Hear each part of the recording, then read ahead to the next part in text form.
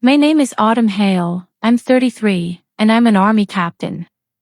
On the day I got married, my own mother split my lip open in front of 200 people, right there at the chapel on post, right in the middle of my vows.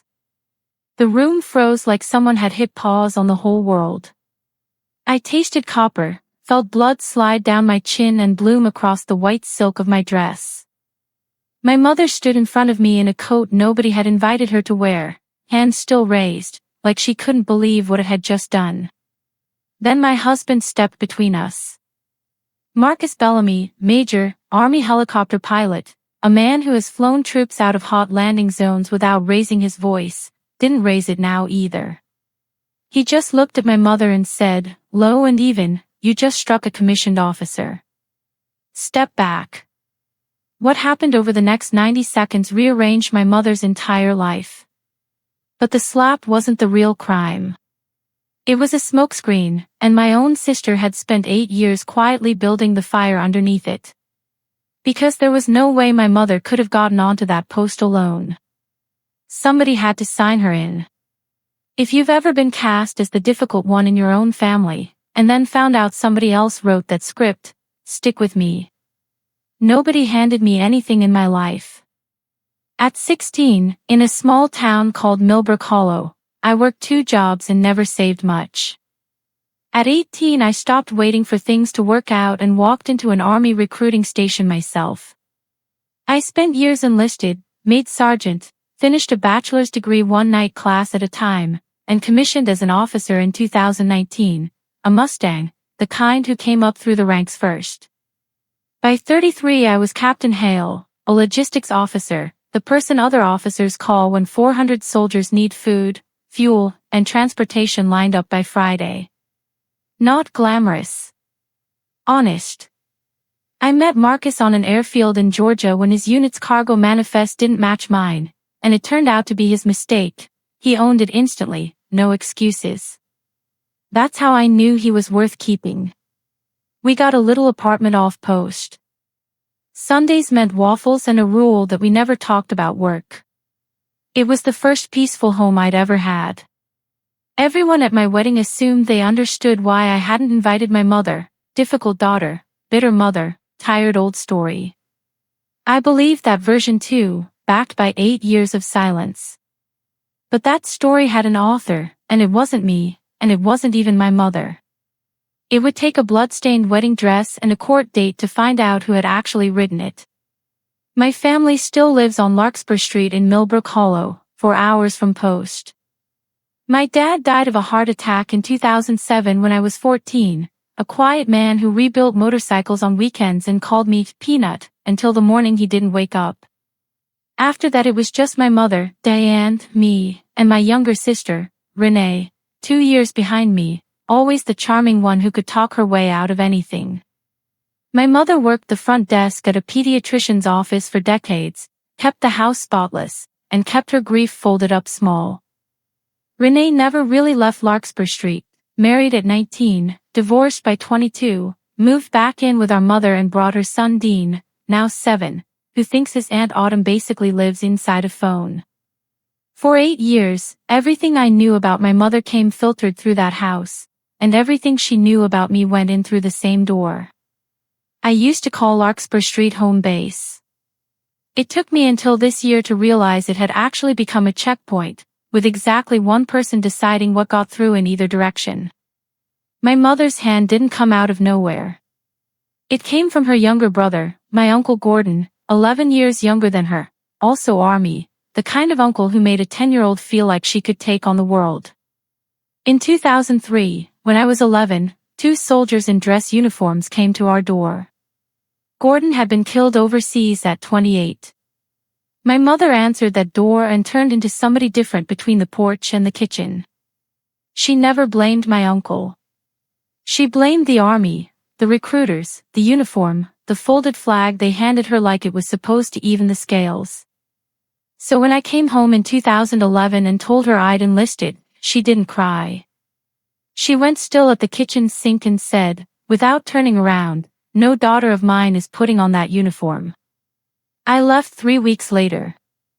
She missed my basic training graduation and my 2019 commissioning, where a colonel's wife pinned on my bars because my own mother wouldn't make the drive. For years I carried that one sentence around like shrapnel and let it explain everything after. What I couldn't have known was that Gordon had left words about that exact uniform, words my mother never got to read, because someone made sure of that. But the slap comes first. I never once stopped paying into that relationship. In 2018, after I made staff sergeant and my mother's hours got cut, I set up an automatic allotment, $800 a month into an account called the Diane Hale Fund. Renee set it up. "Mom's too proud to take money straight from you," she told me. "This way she doesn't have to look you in the eye." That sounded exactly like something my mother would do, which is the trick with a good lie. It's always tailored to fit. So the money kept flowing, along with cards, flowers, and a short note when I made captain. Never a single reply in 8 years. I told myself it was pride. Marcus would find me at the kitchen table some nights, her number pulled up, thumb hovering. "She knows it's from you," he'd say. Money still says something. Pride was one explanation. It was also the wrong one. I did try to check. In 2019, I called on her birthday. Renee picked up. "She's resting, rough week." After my commissioning, she saw the photo. It upset her. You know how she gets about the uniform. Every road back to my mother ran through my sister's switchboard, and she was gifted at running it, never slamming the door, just holding it open a crack forever. Twice a year she'd toss me a scrap. Mom liked the flowers. Her back's better. I'd live off that for months. In 2021 I planned to fly home unannounced. 9 days before the flight, my unit got deployment orders, 9 months overseas. The trip quietly died. When I got back, Renee told me our mother had torn up my wedding announcement.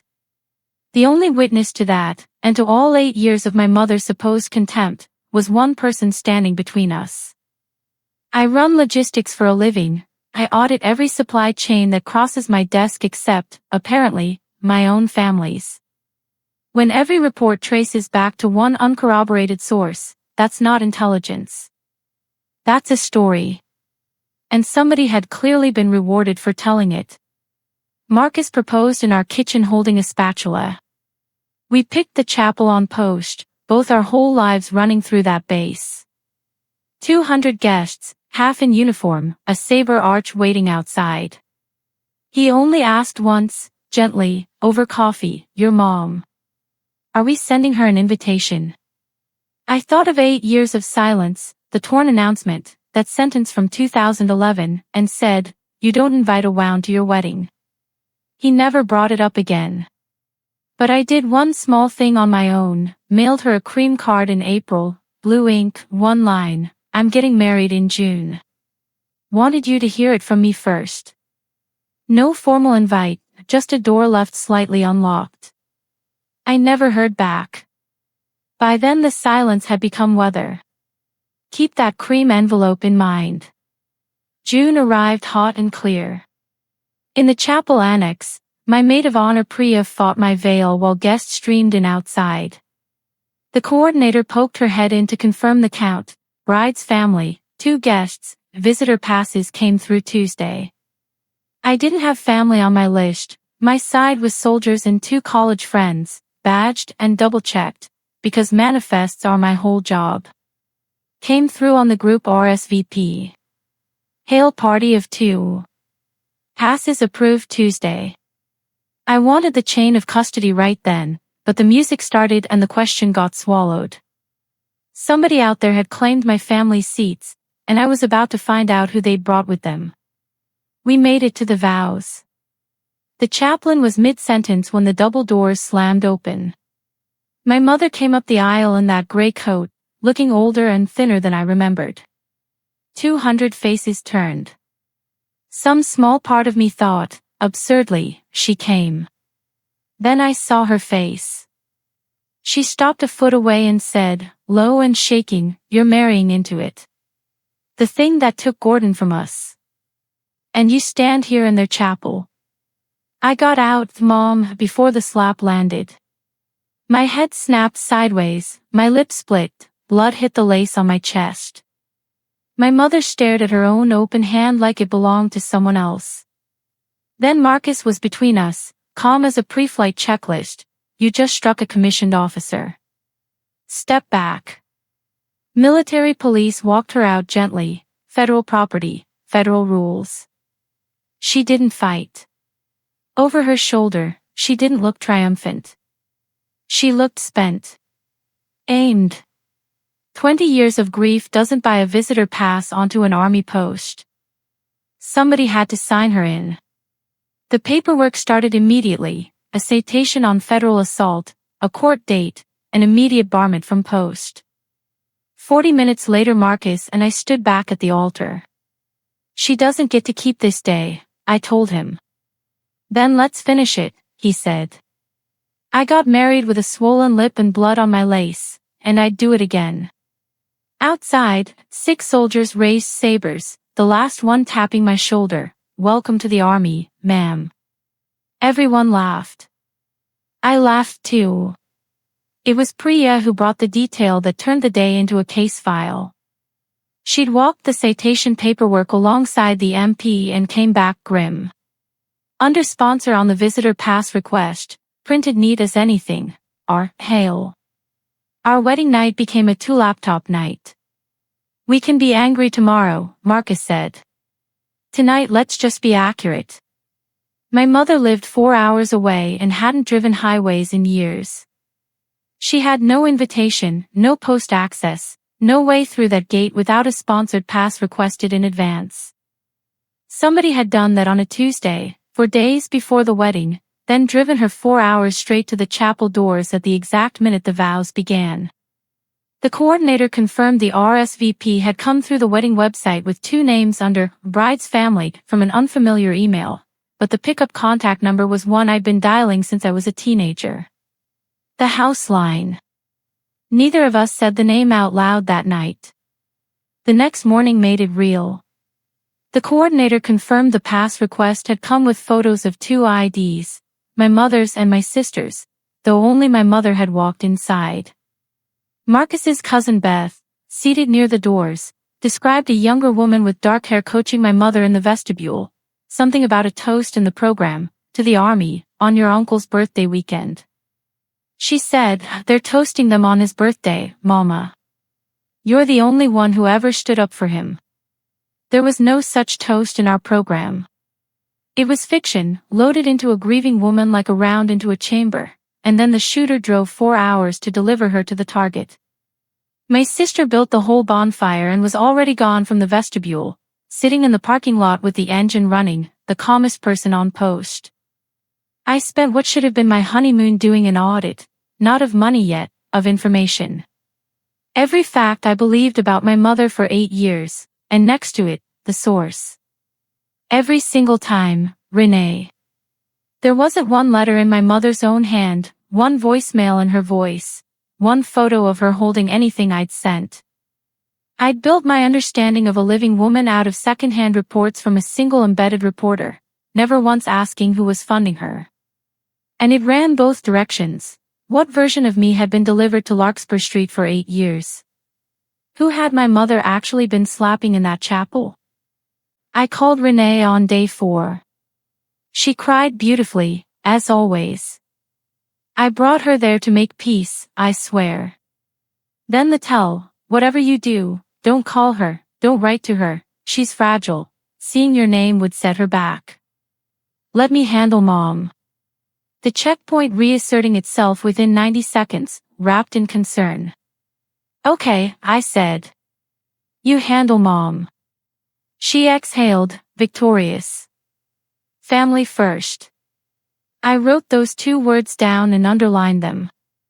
Out loud it sounded like surrender. On paper it was bait. Verification started with Loretta Finch, who'd lived across from Larkspur Street since before I was born and forgot nothing. My mother, she said, told the ladies at church her daughter never sent so much as a Christmas card. Asked whether money seemed tight, Loretta said my mother had worn her coat indoors all last winter, that the utility company had left a shut-off notice on the door, while Renee told everyone she was carrying the household alone. I did the math on 96 months of allotments, $76,800, and it settled in my stomach like a swallowed stone.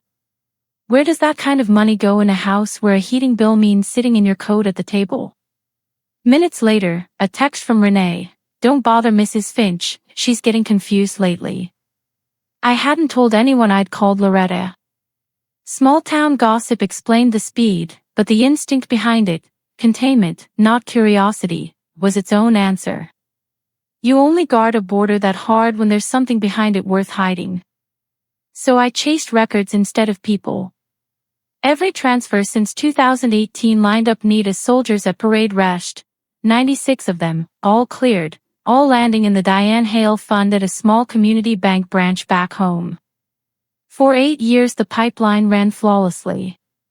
Money went in, on Larkspur Street, coats worn indoors, shut-off notices, a sister martyring herself publicly, nothing seemed to come out. I could see the mouth of the river, just not where it emptied. Marcus found me printing the history at midnight, read the total, and said, "When do we drive down?"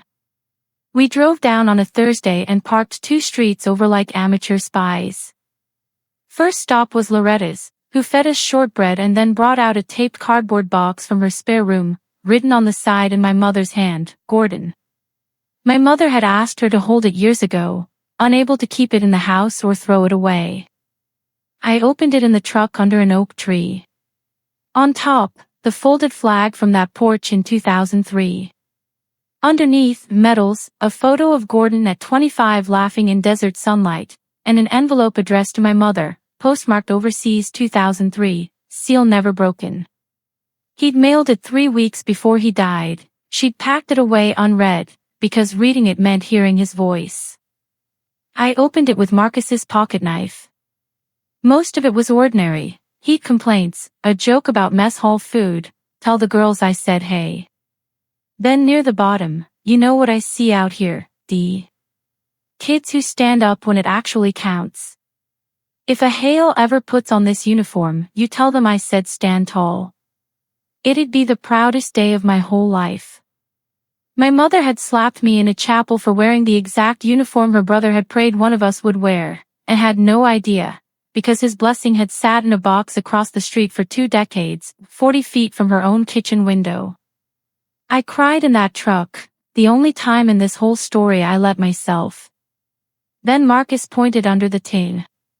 Rubber banded together, a bundle of envelopes, cream, white, 1 pale blue, maybe 2 dozen. All in my own handwriting.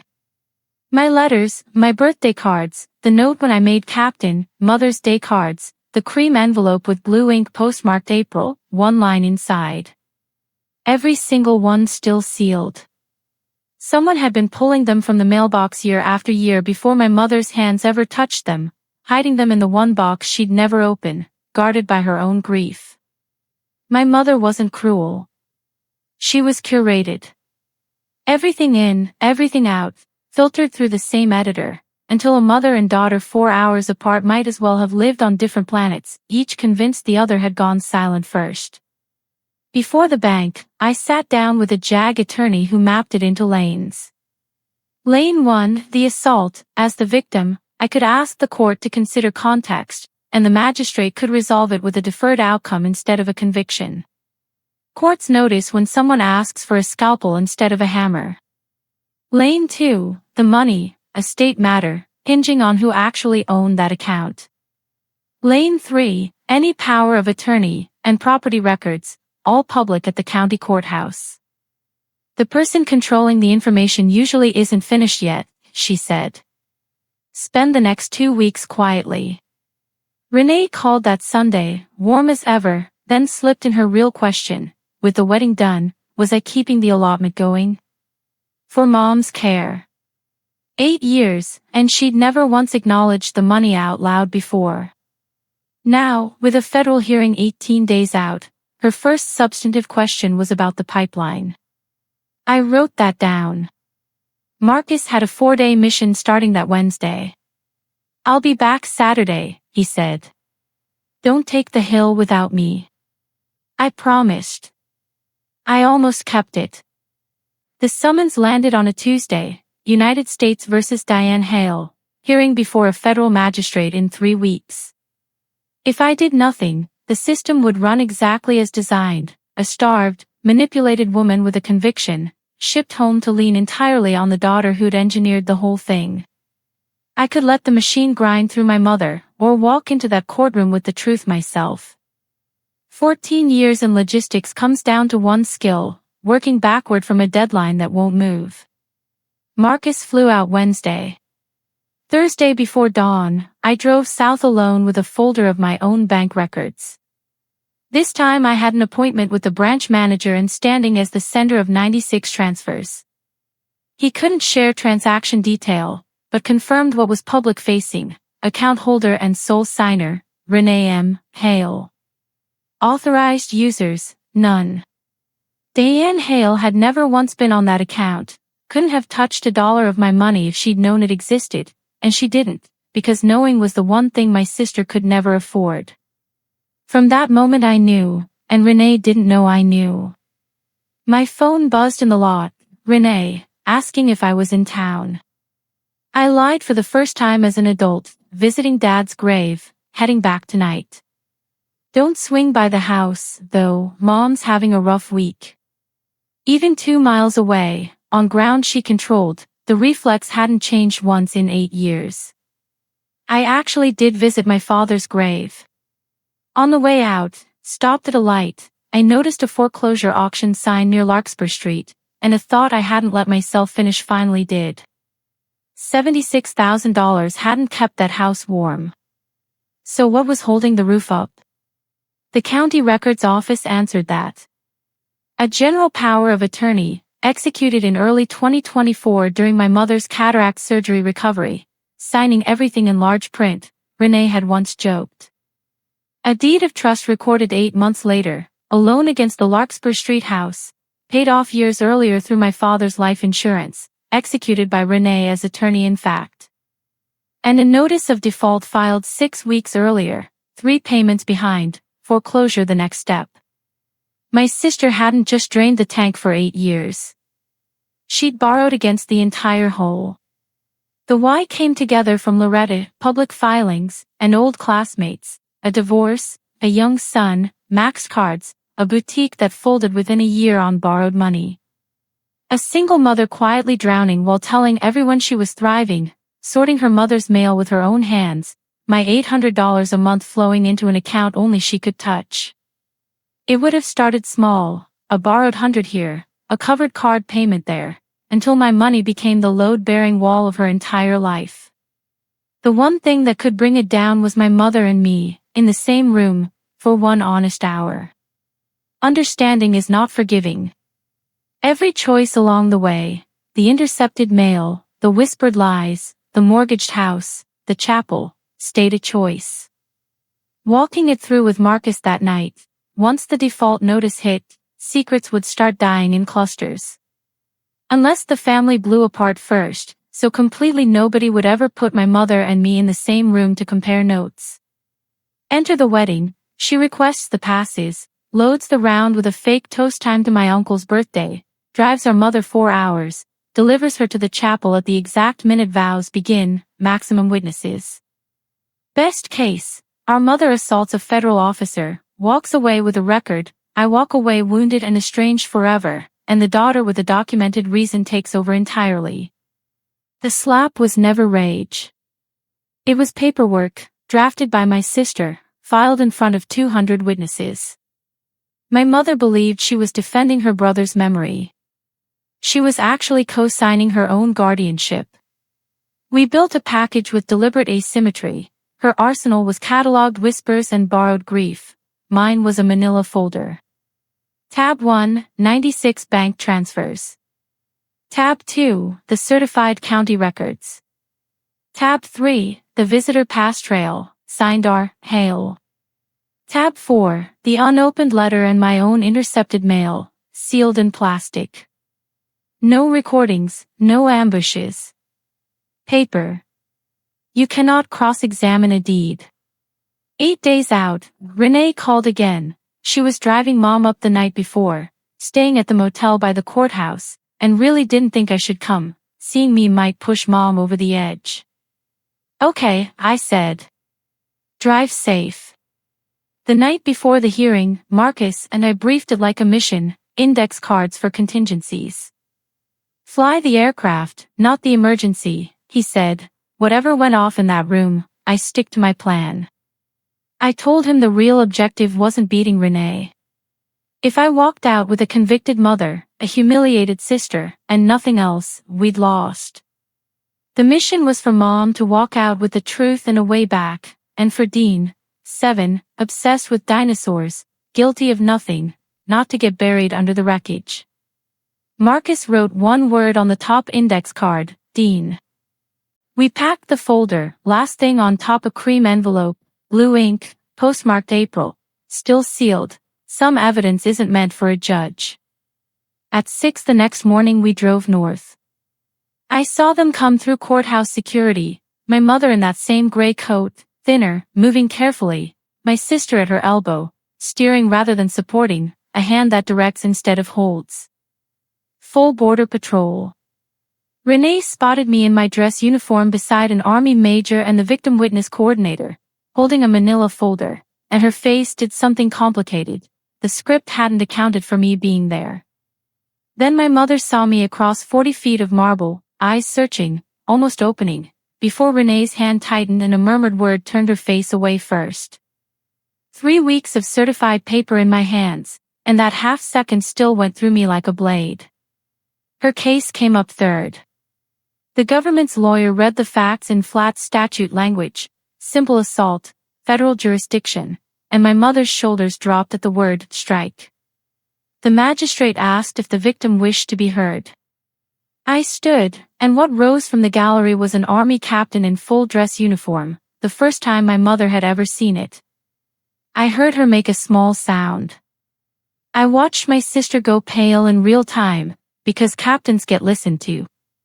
Ma'am, before this court decides anything about my mother, there are 96 documents I'd like the record to hear about, I said. The assault happened. I'm not here to minimize it, and I'm not asking for a hammer. I'm asking this court to hear the context. I requested a deferred outcome, grief counseling, no conviction on completion, then laid it out. Tab 1, 96 transfers, $76,800, into an account titled the Diane Hale Fund. I turned to my mother. Every month you wore your coat inside, it was there. She shook her head, cracking, the money never came, Autumn. Not one letter either. Both of them, anyone could see, were telling the truth, and heads began turning toward the second row, toward a woman in a cardigan going the color of the marble walls. Tab 2, the account's sole owner and signer, Renee M. Hale. My mother's name existed only in the title, decoration, nothing more. Tab 3, the power of attorney signed during eye surgery recovery, and the loan against the house recorded 8 months later, 3 payments behind, foreclosure pending. Tab 4, the bundle of my own sealed letters. It came, Mom. Every month for 8 years. It just never made it past your front door. My mother stood without permission, turning one slow degree at a time toward her younger daughter, and found on Renee's face the same answer I'd found at a bank window. Renee, she said. Just the name, a question, a verdict, a eulogy. My sister broke loudly. She came up out of the second row, tears already running, voice pitched for the back of a theater. You left, Autumn. You left me with everything, the house, Mom, the bills, Dean, while you played soldier and mailed your little allowance. A marshal stepped forward, the magistrate told her to be seated, she rolled through it anyway. Fine. I kept it. I kept the money, I was owed that money. That house is half mine anyway. A sworn confession, unprompted, on the record. My mother stood dead still, watching her younger daughter the way you watch a storm take your barn apart. I said nothing, the aircraft stayed straight and level, The marshal reached her on the magistrate's nod, seated, or escorted. Your choice. She sat, mascara running. Nothing further on the assault, Your Honor, I said, closing the folder. The rest belongs in other venues. The magistrate preserved the record and referred the financial matters to Adult Protective Services and the local prosecutor. The bank froze the account by week's end. The power of attorney died in that hallway that same afternoon, when my mother, with legal aid, signed a revocation in triplicate, pressing so hard the pen tore the paper, her first fully informed decision in 8 years. No handcuffs. Just an investigation opened, an account frozen, a revocation on file, a foreclosure pause pending fraud review, and my sister's phone starting to fill with calls from official numbers that don't disappear when you cry at them. The magistrate accepted the deferred disposition, 6 months of grief counseling through a program for Gold Star families, stay out of trouble, record closes clean, and kept the post-barment in place. Your daughter came into this courtroom wearing her country's uniform and spent her time protecting you instead of herself, the magistrate told my mother. I'd suggest spending the next 6 months figuring out exactly how that happened. Adjourned. In the hallway, I gave my mother the letter from overseas. It's been sealed since 2003. You should have had it 20 years ago, and 8 more years of mail too, but this one comes first. She read her brother's last letter standing against a marble wall, one hand pressed flat like she needed proof it was real, and folded in half quietly at the bottom line. Tell them I said stand tall. For the first time since 2011, she let me catch her. 20 years, she said into my shoulder. I slapped you over the uniform he was proud of. I gave her back the one sentence from our whole war that had survived, turned right side up. Your daughter wears the uniform, Mom. Has for 14 years. He knew you'd need telling. I didn't move my mother in with us, didn't pay off the remaining loan with some dramatic check, didn't dismantle the rest of my sister's life beyond what the paperwork had already set in motion, and didn't stand between her and any of it either. My mother did her own work, kept every counseling appointment, sat through the restitution filings, learned her own bank password for the first time at 62. We started meeting once a month at a diner off Route 9, neutral ground, rebuilding slowly, with receipts.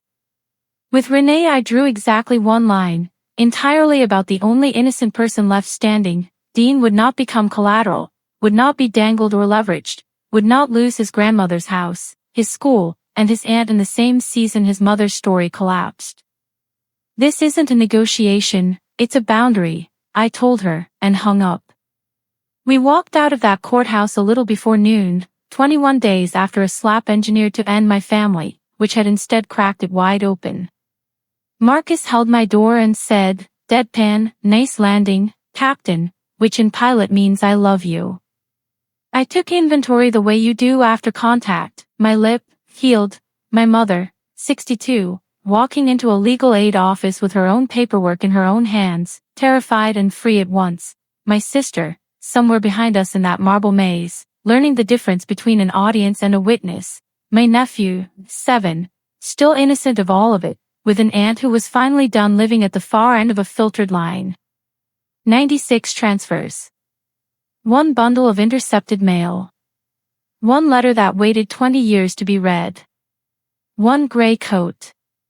1 white dress with a blood stain the cleaner never fully lifted, which I kept anyway, because it's the truest thing I own. The slap took 1 second. The truth took 21 days. That's a fair trade any day of the week. If this reminded you to verify things yourself, even with family, especially with family, take that as your sign. Check the paperwork. Ask the harder question. Make the call. And if someone you love is being kept behind a gate built out of somebody else's lies, this one's for them too.